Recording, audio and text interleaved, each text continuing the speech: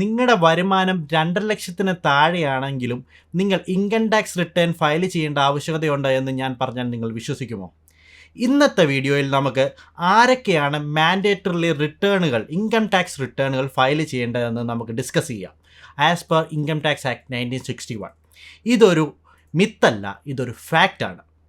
Welcome to tax tales by SES.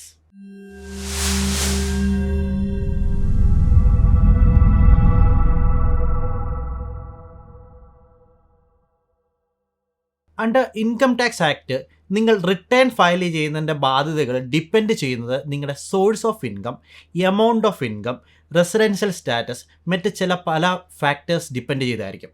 ഇന്ന് ഈ വീഡിയോയിൽ ആരൊക്കെയാണ് മാൻഡേറ്ററി ITR ഫയൽ ചെയ്യേണ്ടത് എന്ന് സിംപ്ലിഫൈഡ് ഫോമിൽ നിങ്ങളെ പറഞ്ഞ് മനസ്സിലാക്കാനോ ആ രീതിയിൽ ഡിസ്കസ് ചെയ്യാനോ ആണ് ഞാൻ ഉദ്ദേശിക്കുന്നത്. As per section 139(1) of income tax act പ്രകാരം നിങ്ങളുടെ ഇൻകം ബേസിക് എക്സംഷൻ ലിമിറ്റിനേക്കാളും കൂടുതലാണെങ്കിൽ നിങ്ങൾ income tax return mandatory file ചെയ്തിരിക്കണം. ഒന്നാമതായിട്ട് പറയുന്ന ബേസിക് എക്സംഷൻ ലിമിറ്റ്സ് എന്തൊക്കെയാണ്? ഫോർ ഇൻഡിവിജ്വൽ ബിലോ 60 ഇയേഴ്സ് ആണെങ്കിൽ നിങ്ങളുടെ income before all deductions 2.5 lakhs മുകളിലാണെങ്കിൽ നിങ്ങൾ റിട്ടേൺ ഫയൽ ചെയ്തിരിക്കണം. For senior citizens from 60 years to 80 years നിങ്ങളുടെ ഇൻകം 3 lakhs മുകളിലോട്ടാണെങ്കിൽ നിങ്ങൾ മാൻഡേറ്ററി റിട്ടേൺ ഫയൽ ചെയ്തിരിക്കണം. ഫോർ 80 years ആൻഡ് എബോവ് നിങ്ങളുടെ ബേസിക് എക്സംഷൻ ലിമിറ്റ് എന്ന് പറയുന്നത് 5 lakhs ആണ്. ആ 5 lakhs മുകളിലോട്ടാണ് നിങ്ങൾ മാൻഡേറ്ററി റിട്ടേൺ ഫയൽ ചെയ്തിരിക്കണം.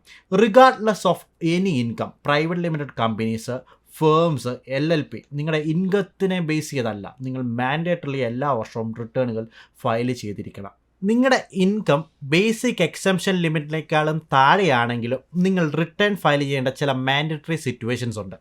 അത് എന്തൊക്കെയാണെന്ന് നമുക്ക് ഇപ്പോൾ ഡിസ്കസ് ചെയ്യാം. ഒന്നാമതായിട്ട് നിങ്ങളൊരു ഫോറിൻ അസറ്റ് ഹോൾഡ് ചെയ്യുകയോ അല്ലെങ്കിൽ ഫോറിൻ അക്കൗണ്ടിൻ്റെ സൈനിങ് അതോറിറ്റി ഉണ്ടെങ്കിൽ നിങ്ങൾ മാൻഡേറ്ററി റിട്ടേൺ ഫയൽ ചെയ്യണം.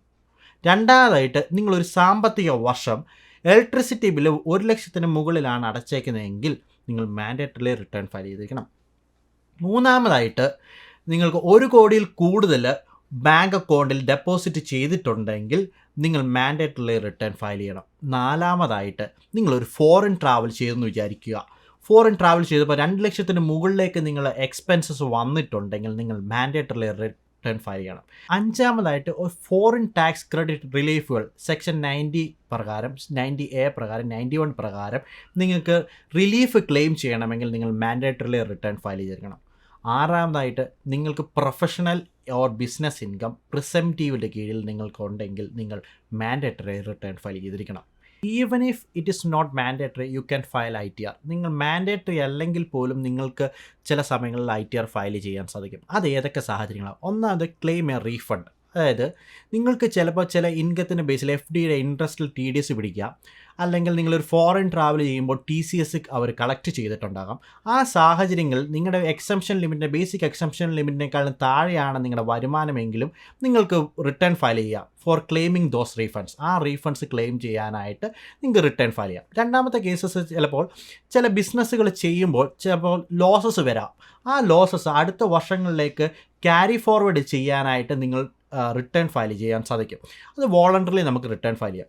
മൂന്നായിട്ട് നിങ്ങൾക്ക് ഒരു ഫൈനാൻഷ്യൽ റെക്കോർഡ്സ് എസ്റ്റാബ്ലിഷ് ചെയ്യണമെങ്കിൽ, അല്ലെ ഒരു ഫൈനാൻഷ്യൽ ക്രെഡിബിലിറ്റി നിങ്ങൾക്ക് ഉണ്ടാവണമെങ്കിൽ നിങ്ങൾക്ക് റിട്ടേൺ ഫയൽ ചെയ്യാൻ സാധിക്കും. ബേസിക് എക്സംഷൻ ലിമിറ്റിനേക്കാൾ താഴെയാണെങ്കിൽ നിങ്ങൾക്ക് റിട്ടേൺ ഫയൽ ചെയ്യാനായിട്ട് സാധിക്കും. സോ ITR ഫയലിംഗ് ഒരു ഓപ്ഷണൽ അല്ല, ഇതൊരു ലോ ആണ്. So for more informative videos please do follow Tax tales by SES. Thank U.